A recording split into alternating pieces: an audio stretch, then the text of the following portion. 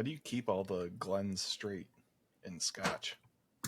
Yeah, there's so many. You gotta like mentally block out the Glen and just think about what comes after that. If I ever opened a Scotch distillery, it would be called Glengarry Glen Ross, and it would be Scotch is for coffees. closers. Scotch is for closers.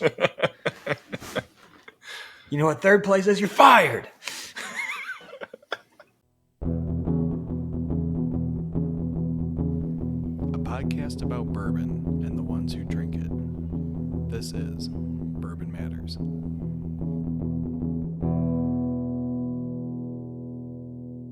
Welcome to Bourbon Matters. I'm Jake. I'm Dan. And I'm also Jake. And tonight we are talking about maximizing value for your dollar in terms of whiskey. Yeah, so we are all drinking something over $200 tonight. Absolutely. Yeah, define that for us, Jake. Yeah, so we've been talking a lot lately about alternatives to tater bottles or ultra age statements. So we wanted to kind of follow that up with getting like the best bang for your buck out of bourbon and whiskey in general, I guess. So we're going to be talking about like some of our go-tos that we feel are worth the price of the flavor that you get out of the bourbon. I would say that for their price range, they way out punch a lot of the other things in that price range. Right. Fair. Definitely. Yeah, so I think we wanted to talk about a couple stories before we jump into the whiskey that we're drinking tonight. Did we? Yeah, sure. What do we got? By a couple, I mean like probably one. But yeah, no, I got two small ones that were fun that we didn't talk about yet. Is Buffalo Trace has a very small sample size of peated bourbon coming out. Oh, yeah. I'm not sure the price tag on it. I'm not sure who's all going to be able to get it. But you know what's funny is the day they announced that, we had somebody come in the store and ask for it and say they saw it on Buffalo Trace's site. Was that Jake? No. Oh, okay. He knows better. No, interesting concept. So their master distiller does a lot of stuff. They have their mash bill that they stick to. And really the only thing they did with the peated was they took out the malted barley and put in peated barley. And they're going to have that come out. So it's not a single malt by any standard. It's one of their, I'm guessing it's mash bill 1 from Buffalo Trace because it's just called Buffalo Trace peated bourbon. So that's got to be really lightly peated then. Well, do you guys have the Chattanooga peated bourbon? No. It's I think that one was like 35% malt with peated malt. So a little bit more. Yeah, it's pretty high, but it wasn't like totally overwhelming. And me being a peat lover, I really enjoyed it. Mm-hmm. And that was like a one-time thing that they're never going to do again. But I'm very interested in tasting this Buffalo Trace one. Did they list the ppm on that? No. There's not a ton of information that I've been able to find on it, just that they were doing a peated bourbon. Yeah, honestly, I would expect it to be very low because, obviously with Scotch, you're using 100% malt, and they're probably, if they're sticking with their normal mash bill, just using 5% malt, 10% malt. 5 to 10 is what it kind of sounds like. So it's interesting because you are seeing a lot of more things pop out that are smoked. I remember last summer Whistle Pig and Traeger had their smoked whiskey come out. Yeah, I know when we were down at the Hard Truth, they had a room where they were like a smokehouse that they just were holding barrels in. So you're seeing more and more people add smoke. So this must be instead of adding smoke, we're just going to add peat to get the smokiness out of it that way.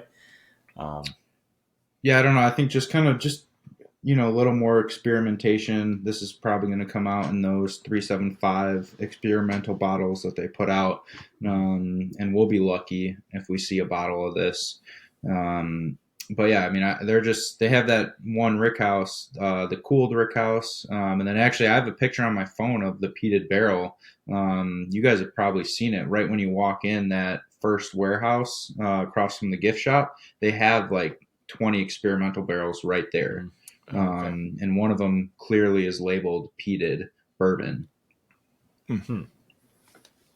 So I'd imagine So Interesting. just trying to stay ahead of the game and do new things, Yeah, because they just released a Spanish oak experimental thing too. I think last month or the month before. So yeah, it seems like they're trying some different stuff just for shits and giggles. Yeah. Yeah. Otherwise, you're doing the same thing every day. Try some new things. Obviously, single malt is getting bigger in the U.S.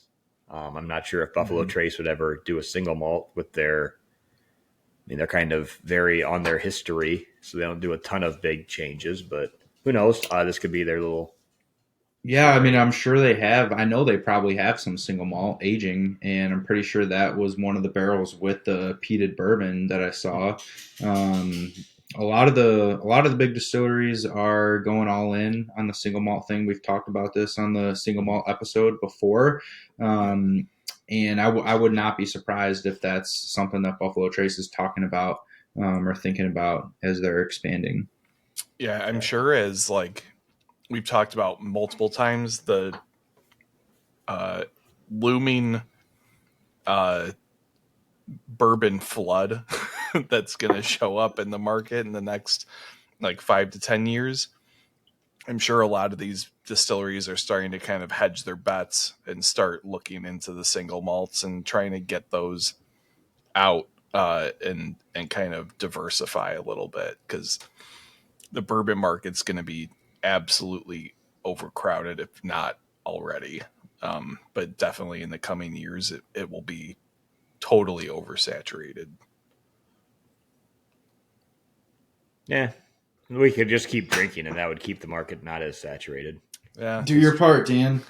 I did a very large part of that on Saturday, and Jake saw me on Sunday, and I was still facing the ramifications of my choices that I made on Saturday night. I had a little bit of scotch at work today. This will be my first sip of bourbon since last Saturday night, and I'm still clenching my teeth a little bit on it. It from 3 to 11 straight. I don't think I put my Glencairn down, and just sat by a pool. Come on, that's no excuse. I would expect much better from a distiller. I'm old, man. Well, you gotta tell everybody how you got upstage too. Oh yeah, so my neighbors with the pool that I've met since I moved in, they invited me over because I was out in the lawn doing some work, and they're like, come on over. They had some friends over, and so I'm like, all right. I know they like Whiskey Acre stuff, and he goes there a lot, so I brought a kind of a unique thing that most people aren't going to be able to find, and then I brought. What was it? It was the High Rye Bloody Butcher. Oh, okay. We did as an experiment.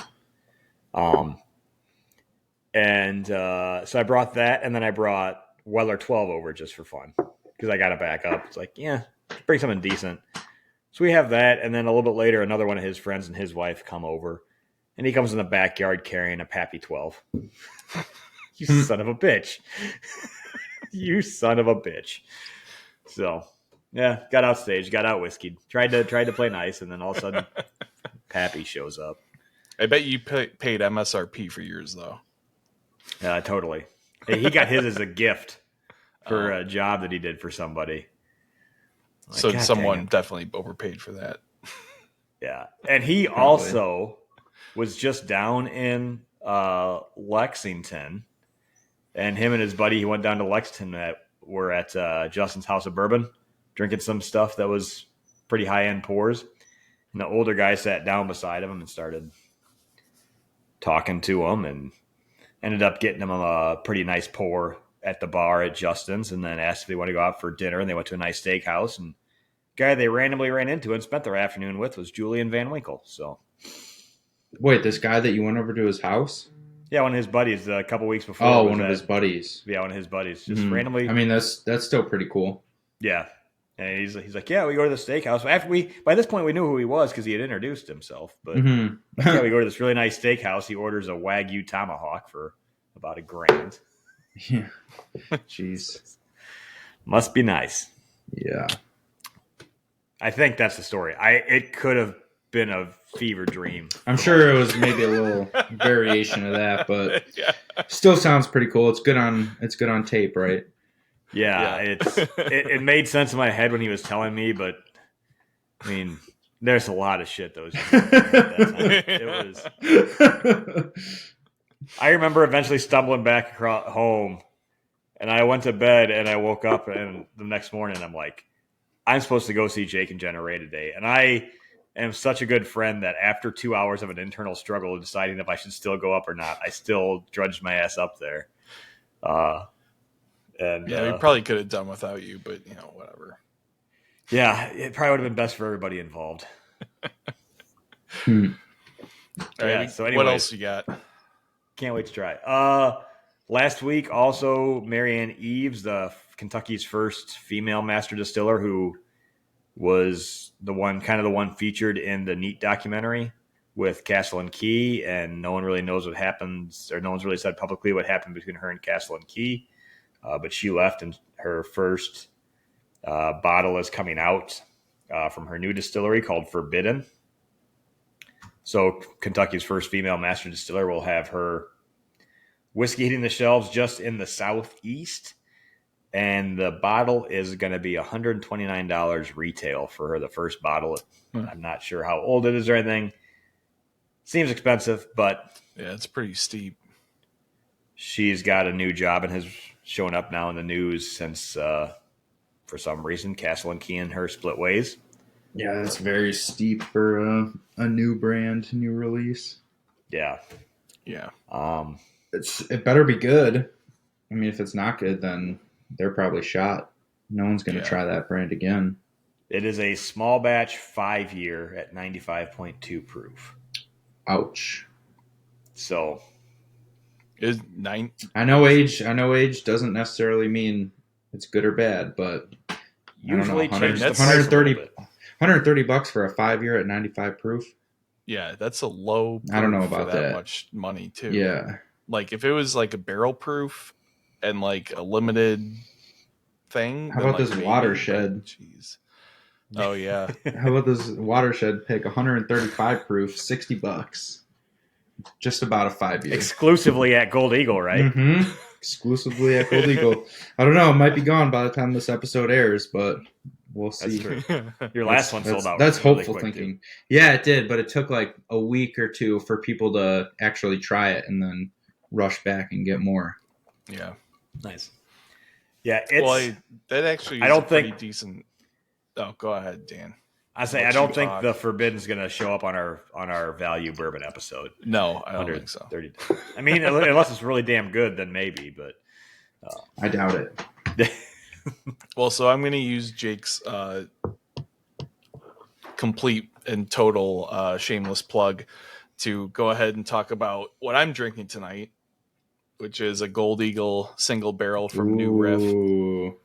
The reason I picked this, so besides it just being a good whiskey, which this is a bourbon, by the way, if I didn't say that, but I decided to do a barrel pick because I think barrel picks overall are some of the best value for your money.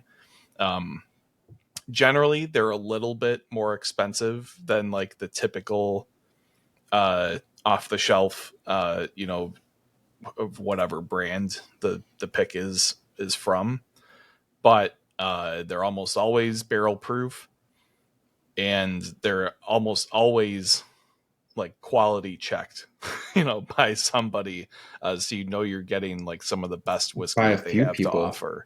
Yeah, so that's my go-to for some good value is always a single barrel.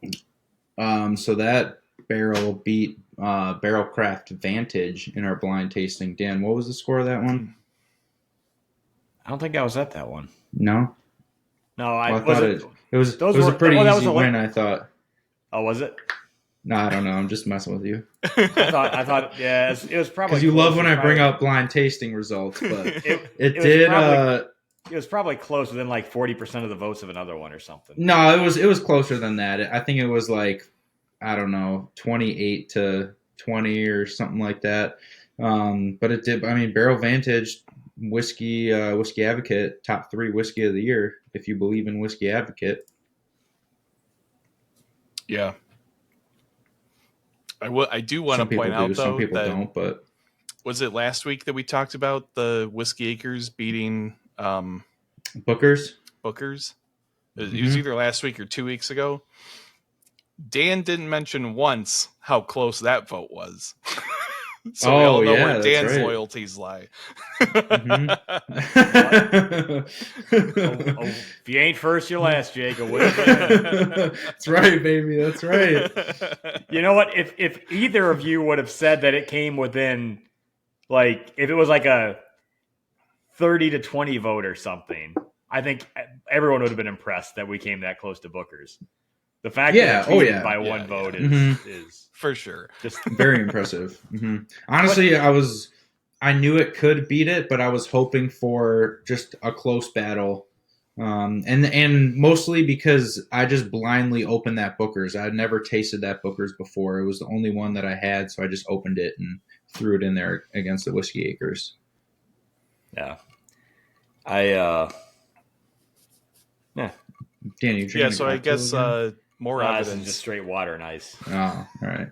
So I guess there's more evidence that single barrels are worth the money when they're taking down champs like Booker's and the Taylors and the Blantonses and the Wellers and so of course my bourbon is going to be a store pick, and I also wanted to touch on like store picks in general, and just overall I think for the most part most picks are drinking well above their value, and going back to your point, like it's been picked by someone that should know what they're doing, and either way the distillery picks those barrels out and sets them aside because they're that good, and then the stores pick from the honey barrels essentially. So you have to kind of have like a really bad palate to screw it up, but it does take a lot of discipline to turn down a lot of barrels and only pick what you really, really love. Yeah, I think like some of my favorite whiskeys I've ever had are store picks. That one Whiskey Acres Rye comes to mind. That was unfortunately not a Gold Eagle pick, but not allowed to talk about that store anymore. So no, we can't. But shout out to Whiskey Acres. I mean, they're making some of the best rye locally. That's for damn sure. Yeah, definitely. Yeah. And one of the Whiskey Acres ryes destroyed the, I think it was the New Riff rye. Yeah. In one of our early blind tastings. I like the New Riff rye is actually really good too.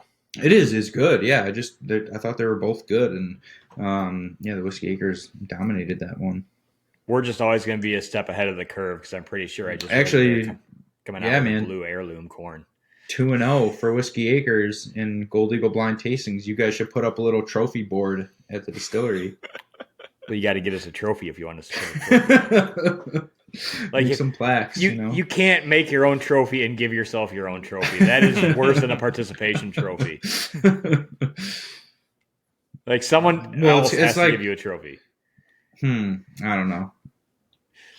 Well, yeah. San Francisco Spirit Competition double gold. We have a couple of those. Do you? We have 2 of those. Our Bib Bourbon and Blue Popcorn, I think, are both. I'd be more prideful on a Gold Eagle blind tasting win. That's fair. San Francisco's kind of meh anyways. What are you drinking, Dan? So just to roll off of our age statement episode, I am drinking a 12-year-old whiskey.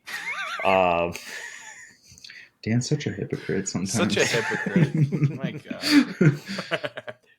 I am going to say this because Knob 12, it's not like always findable, but when I used to live in the suburbs, every time I went to the Wakanda Jewel, about half the time they had Knob 12 on the shelf. I know last time I was at Sam's, he had it just sitting out on the shelf. I think Knob 12 at 60 or $65, whatever it retails at.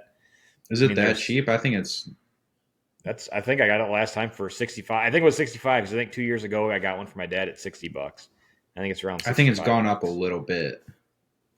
Is it? I don't know. It's been. Yeah, but I mean, it's probably. I don't think it's over. It's not over 70. I think it's like $69.99. But either way, it's still for a 12-year bourbon. Yeah, I mean, it's for when you talk about most 12-year bourbons, they're already going to have a lot higher price tag on it. I mean, this is priced in. Yes, some places are 65 to 75. I'm just gonna look right now what we have it for. For 12-year-old, usually you're going to see a lot higher price tag. There are so many 4 and 5-year-old whiskeys that, especially that are newer, that are on the shelf at the $65 range. And Knob 12 at that price is, I mean, if just take the age statement off of it, and just called it Knob Creek Blue Label, it's going to be really compete a lot, outcompete a lot of that price range. Mm-hmm. The first time I actually bought it. But do you feel like?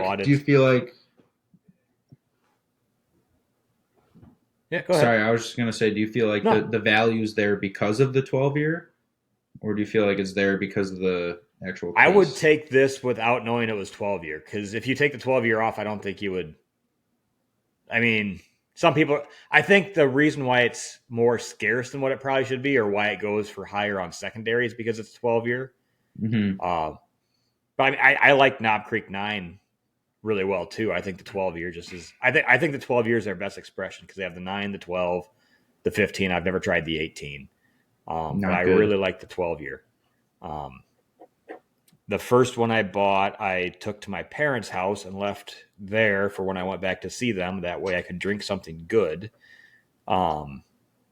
And 3 months later, even though I'd only been to my parents' house twice and had 2 pours of it, somehow the bottle was empty. So other people that live at that house must have really enjoyed it. And one of the people that live in that house doesn't normally drink whiskey straight and kept drinking this one straight. So I know that my dad was a fan of it. So when I think I went to Jewel and they had, like, you could get 6. They didn't have 6 in. I think they had 4. And I know Roberto wanted 1. I wanted 1. My dad wanted 1. And then I bought another one for a friend. So I bought the 4 they had. But it's one of my favorite whiskeys in that price range. Did you see what you guys have it for or no? Yeah, we have it for 75. Okay. And I know it's gone up, like, every time we've gotten it. It's like gone up a little and a little and a little. Gotcha. I was looking at a few online stores that's from 65 to 75 normally if they have it in stock. Most of them don't, but yeah. What's funny even is at that range, it's still pretty good. What's funny is I was actually thinking about doing Dickel 15 tonight. And because I'm not a hypocrite and we just did a show about age statements, I chose not to. But that's in a much similar price bracket where it's like, I think under $70 as well, right, Jake? Yeah, I mean, we have some right now for $65 for 15 year. Yeah, which is absolutely ridiculous. Like, it's an excellent whiskey. And for that price point, it's unbeatable. It's a very low barrel proof, but it's still barrel proof. And it's almost like unheard of how they can have a 15-year on the shelf for $65 in the bourbon world. Yeah. Yeah, it's definitely worth the price. I think the problem with Dickel is some people see the Dickel name on it and just think it's going to be bad Tennessee whiskey and don't buy it. And that's why it's there's obviously a huge negative connotation towards Dickel. But you can get really, really good 14-plus barrels out of Dickel. Not all of them are going to be good, but you can find some really, really good ones. Once they hit that 14, 15-year range, they kind of start to turn. Yeah. And it's not that, like when we say that we make the jokes about the age statements from last week, we never really said that old age bourbons are bad or better necessarily than good whiskeys. It's just there's you a lot can't of judge hype a bourbon around, by the age. right? You got to judge the bourbon by how it tastes. Yeah, it's got, if it's older, it's got to be good. I do like this much better than the Knob 9, but I still like Knob 9, especially Knob 9 single barrels that you can find all the time at Gold Eagle because they do a couple of Knob Creek barrel picks a year. So that's a great transition. There's a nice little plug for you there, Jake. Yeah, and a perfect transition for me. As you guys know, we don't really plan too much. We just kind of hop on here and chat. I also picked Knob Creek, specifically a Gold Eagle single barrel. Knob Creek is one of those brands where I get a lot of questions, or a lot of people ask me like, what's your favorite? What's your go-to? And I usually stick with Knob Creek for that answer because the regular small batch is less than $40, 100 proof, 9-year. Single barrels are probably my favorite. I like them typically better than the 12-year, 15, and 18-year because I do like that extra proof and just kind of differential characteristics that they carry. But even with the 12-year and the 15-year, I see a lot of value with that age statement if you really do want something with more oak and something that carries that number of a decent age. And I think the 12 and 15 are good. And I really don't like the 18 at all. I think once it gets that old, it just gets a little too like smoky, musty, and just not in a good way. I really didn't care for the 18 at all. And to reference another blind tasting, it got smoked by Dixon Deadman's 2XO. That one was like, that one was like 30, 34. No, I didn't, but that one was like 34 votes to 10. So that was a big landslide. That was a landslide. Yeah. So I've heard a lot of shit talking about the Knob 18. So I think I've been saving a few different bottles as options for when I finish my MBA in a few weeks. So I think I'm going to open the 18 on the show that week when I'm done, and then we'll assess it.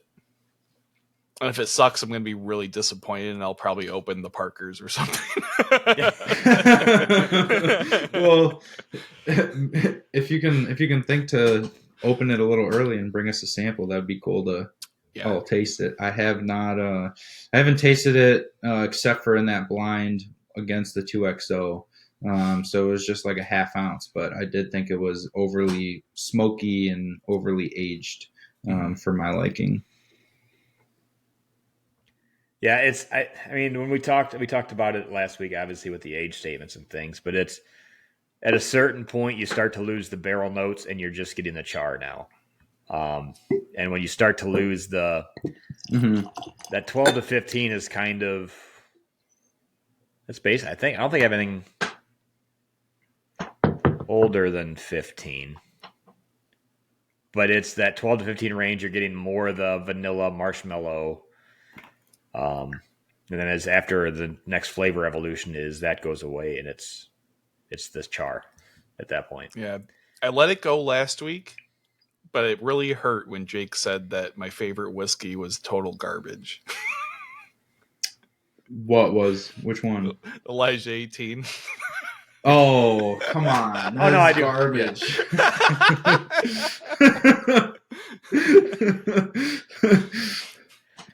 Come on. 90 proof for $160 and hard to find, and it's really flavorful. I mean, there's a reason. And that doesn't talk about anything with the flavor, Jake. That's just things that you read on the label that you're judging against. I've tasted it plenty of times. And which Jake are you talking to? You. Yeah, I got it. Yes. That's what I One of you's got to change a name sometime. This is. I've tasted it. I've tasted it plenty of times. I know they're all single barrel. They're all different. I will say it's probably one of the best 90 proof whiskeys or bourbons that I've tried. But I just can't find myself to spend $160, $170 on a 90 proof. I think I've talked about this a couple times, but it's my favorite because it hits all the notes that I really like in bourbon, which are those like old char, wood, like dark fruit kind of notes. So that's why it's up there for me. But see, don't you find that in the barrel proof in the 12-year, which just dropped the 12-year age statement? But I mean, the main reason why I don't really like the 18 is because I think the 12-year is so good and it's half the price. Oh yeah, I mean, there's yeah, I mean, I'm not like dead sold on that being my favorite bourbon because I can tell it's offending you, but oh no, hey, don't take it back because you offended somebody. Jesus, I mean, I like it. But as we say at all the tastings, there's no right or wrong answer. If you like it, then you like it. That's yeah, you can't be wrong for saying that's your favorite bourbon if that's what your palate likes. And like you said, it hits different notes and tones that you enjoy, and there's nothing wrong with that. Yeah, I've had 2 different bottles, and I didn't notice that much difference between the 2 of them. So it seems like they're fairly consistent. But yeah, I just really enjoy it. But I am didn't get that, interested in trying that Knob 18 and seeing how that stacks against it. Because from what I've heard, it's very, very different. But it is a little bit higher proof than the Elijah Craig. So if you didn't pick that up, Jake, what other Jake was saying was that there's no wrong answer. There's just whatever you like and being a tater. So you can like it, but he's just going to refer to you as a tater for it. That's all. That's all he was saying. I don't know. I know Jake's not a tater. He actually tries and enjoys. I know. Knows what's good. Thank you. I appreciate it. Mm-hmm. So I just to circle back on the topic, I also kind of wanted to touch on, why I picked Knob Creek. I think all the major distilleries down there, the ones that, are large and have been around for a long time and have the inventory of a ton of bourbon, are all great value brands. Wild Turkey, everything from that distillery, the 101 for $22 gets overlooked all the time. Russell's 10-year for $35. If that was, Buffalo Trace has Eagle Rare, and same thing, 10-year, 90 proof. But impossible to find because they mastered the marketing. I think Russell's 10-year is just as good, if not better, in certain cases. And it's got all the same stats, easy to find. Old Forester, too, they have that whole Whiskey Row series that's all around $50. Those drink well above their value. Same with their, standard 90 proof and 100 proof options. And then obviously Heaven Hill with JTS Brown, Elijah Craig, Barton with Very Old Barton and 1792. So there's a lot of good value brands out there, and you definitely don't need to spend a lot of money to get a really, really good bourbon, which is kind of the great thing about the whole boom and all these other newer craft distilleries popping up, because it just gives us so many options and so many different, quantities and quality out there. Yeah. So I think there's like a mini follow-up to this. I want to do a budget episode where all 3 of us get like $100, and we have to maximize that budget with the best whiskey. That's a good idea. And I'll pick no limit on the number of bottles, but it just the total has to be under $100. That's a great idea. We talked about this once before. We never did it, but I already know I'm going to win because I have the winning solution. I was going to go. What do you mean? What I was going to do with my $100 is go to my boy Sam, and some of the stuff that's on his tasting shelves, it's got this much stuff in it. I'm just going to buy those bottles. That doesn't count. And then have like sealed bottles. Sealed bottles. And then I'm just going to smoke the crap out of you guys. Like this is big brain plays, guys. Yeah. Like, sealed bottles only. I'm the Bill Belichick of rules. If it doesn't state it specifically, then I'll find a way around it. I mean, we have a sealer at the office. I can go put a seal thing on it. Like that's. I thought you were going to say you're just going to go poke into one of the barrels at the distillery and fill up a jug. Well, not a bad idea either. No, I mean, we talk about value stuff all the time, which is good, but I mean, like, I haven't bought. What? Go ahead. Sorry. Go ahead. We have to plug Jepson's before we forget. Okay. Best value that's a good bourbons. one too. We have to plug Jepson's. I was gonna go Old Granddad 114 was what I was gonna. I mean, that's part of the Jim Beam portfolio. Like all those bourbons are amazing value. Which Old Granddad, by the way, is basically the same thing as Basil Hayden, but a third of the price because it doesn't have a fancy apron on its bottle. But yeah, Jepson's. I mean, 6-year barrel proof MGP for $40, and I think now they're on to like 7-year, almost 8-year, and their price is still $50 for a bottle. But yeah, sorry to cut you off, Dan, but I didn't want to forget Jepson's. I saw it behind Jake. Yeah, I was like, we gotta plug them. Jepson's, JTS Brown in that same price range, right? Mm-hmm. Yeah, all that stuff. Well, JTS Brown's like $20. Yeah, JTS is dirt cheap.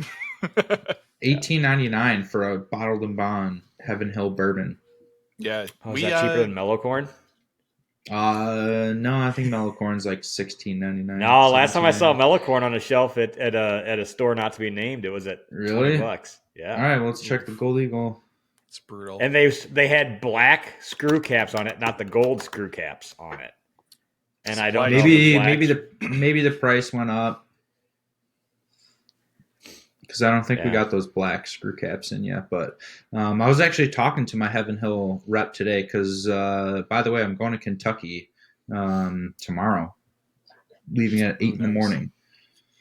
And part of that Kentucky trip is barrel proof Elijah Craig pick. Ooh, nice. And so I was talking to my Heaven Hill rep, and I asked him about Mellowcorn picks and Rittenhouse picks because I've heard rumblings about that, and he kind of confirmed. He said Mellowcorn looks like it might not actually happen, but the Rittenhouse probably will happen soon or like early next year at the latest. Nice. So I'm hoping we can get one of those picks, but we do have 7 bottles left of Mellowcorn at $17.99, and I'm sure that when we reorder, the price probably went up. That's why the store who cannot be named is $19.99. All I know is if you do a Mellowcorn barrel pick, that the whole pallet will might as well just be shipped down to San Antonio.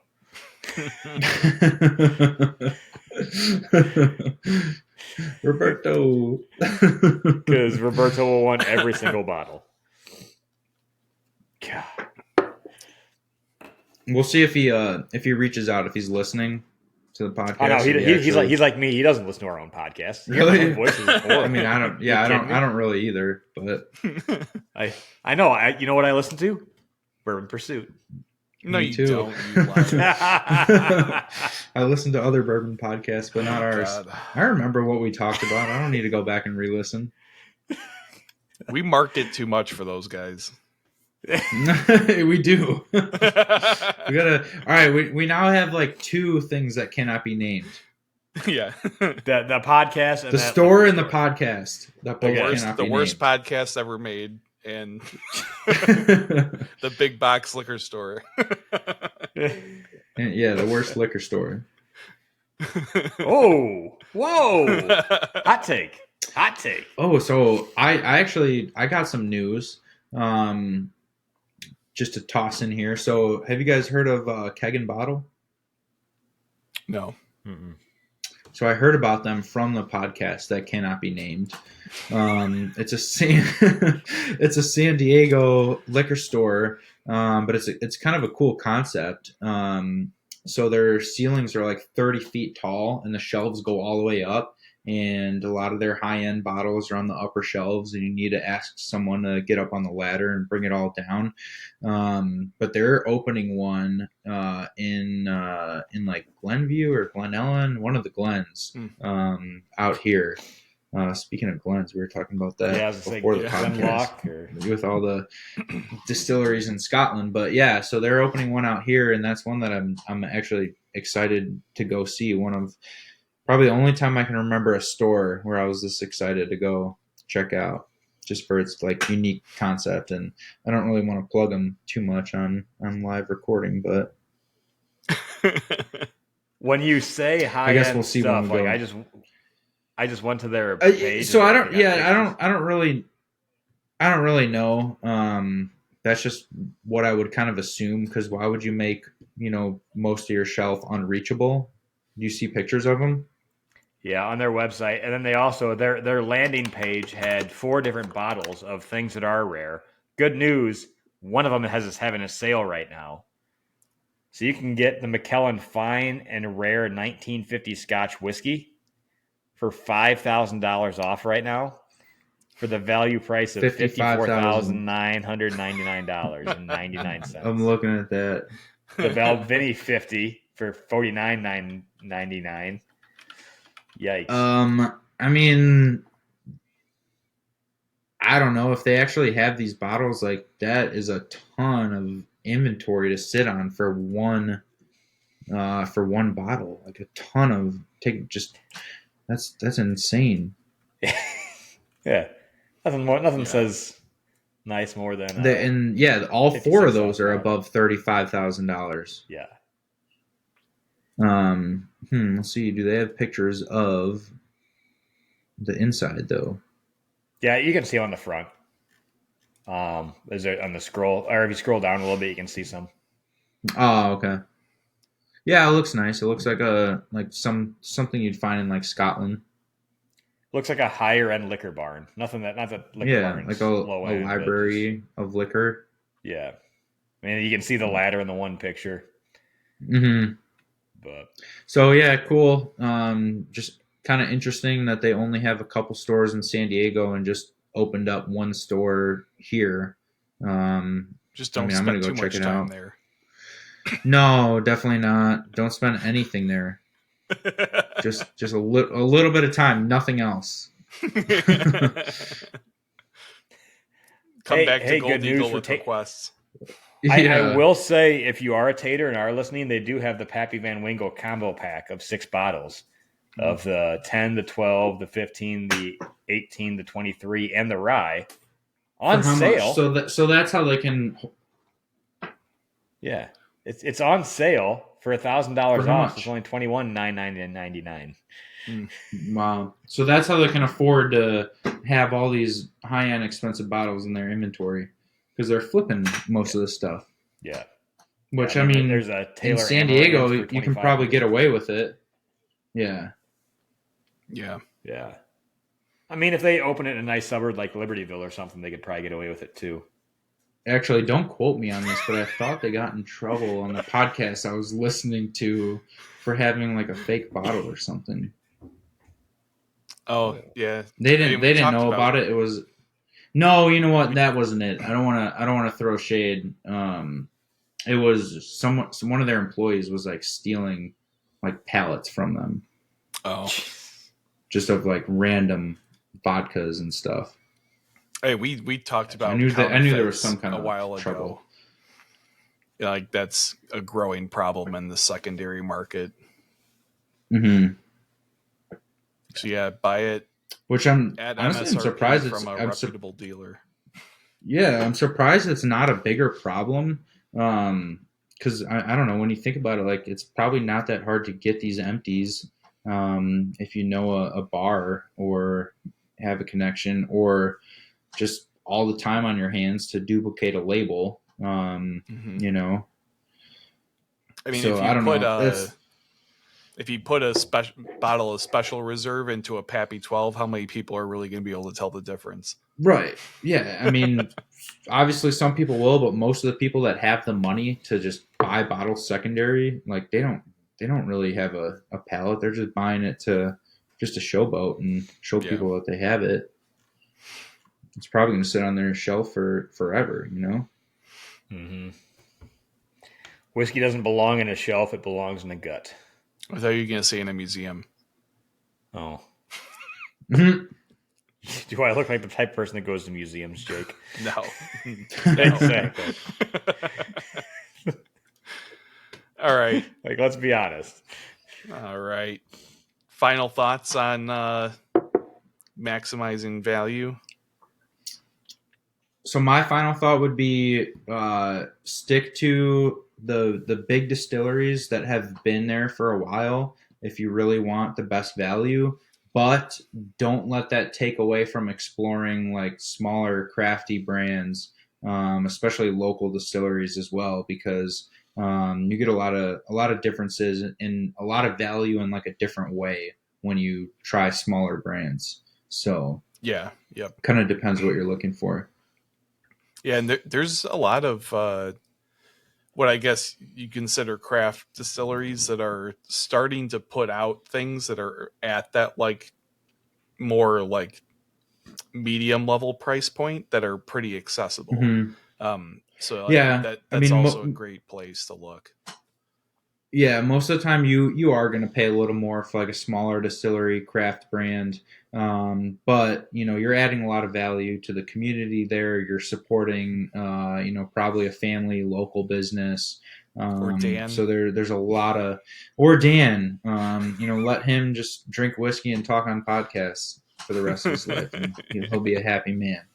But no, yeah, don't take, obviously there's a ton of $20 to $25 bottles from big distilleries that taste really, really good, but don't let that stop you from exploring other options, especially when it comes to smaller, craftier brands, because we're going to see a lot of them in the next couple of years. Yes, we are. Yeah, no, it's kind of like age statement. Price tag doesn't always mean more is better. But again, it's all just trying different things. Like don't get stuck with what the taters go after. Don't do all this stuff. Try different things. You'll find stuff and find that there's a lot better value out there than some of the things that are going on. I mean, so much stuff that if you're a true tater and are going after secondary market for a lot of these things, you're paying way more than $65-$70 for a knob 12, which is, again, not easy to find, but not impossible to find. But yep, that's what I would say. So yeah, single barrels are where it's at. I'm looking forward to that Hazmat sequel. It's going to be a good one. Amen to that. Mm-hmm. It needs to get cold again so I can keep drinking mine. I didn't drink coffee today because it was too hot in the morning. So save it, man. Save it. I know. Hopefully we'll make this into like a series and have 5 of them, 6 of them, and you can line them all up and do a little blind. I don't know. I think I'll save mine for a museum.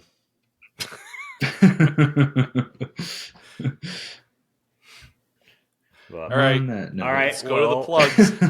Go to the plugs. Get the plugs in. GoldEagleWine.com. When is like actual delivery coming? What do you mean? We deliver. When can I buy a bottle? We deliver within 15 miles. We've been going back and forth nonstop with UPS, trying to have both of our lawyers on the same page with giving us the green light to start shipping. So it's probably just going to be to like 1 or 2 other states, including all throughout Illinois.